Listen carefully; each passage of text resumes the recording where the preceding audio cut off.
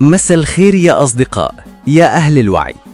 بزمن السرعة والتكنولوجيا الشائعة صارت تجري أسرع من الضوء، ومع الأسف كلنا صار إلنا دور، يا إما ضحية إلها أو نائل إلها أو ساكت عنها.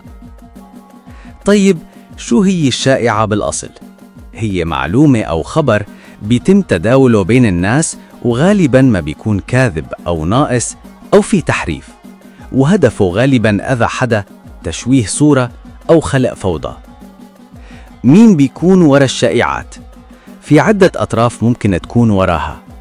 جهات سياسية بدها تغطي على فشل أو تلهي الناس عن قضايا مهمة، مثل وقت تم تسريب شائعات عن فساد ناشط سياسي معروف بعد يوم واحد من فضيحة تخص مسؤول بالحكومة.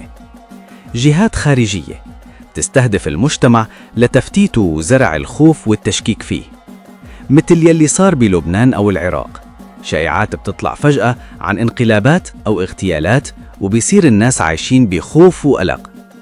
حسابات وهمية أو أفراد بيحبوا الإثارة وهدفهم جمع لايكات وشير حتى على حساب سمعة ناس، مثل الشائعة يلي طالت داعية معروف إنه تحول عن دينه، وتبين بعدين إنها كذب وانتشرت من حساب مجهول.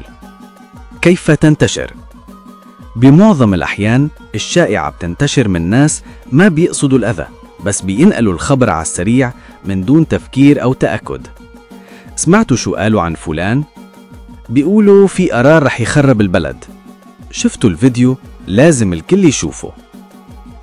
الإشاعة بتعتمد على المشاعر القوية مثل الخوف، الغضب أو الحماس، الثقة العميانية بشخص أو صفحة بدون تدقيق، التضليل المحترف، خبر فيه جزء صغير من الحقيقة والباقي كذب.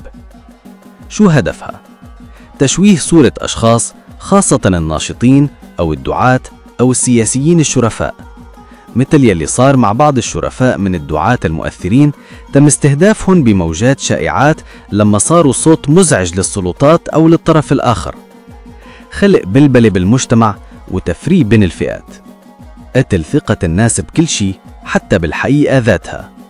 كلهم كذابين بتصير الشعار العام، وهون ببيدها الانهيار. شو خطر الشائعات؟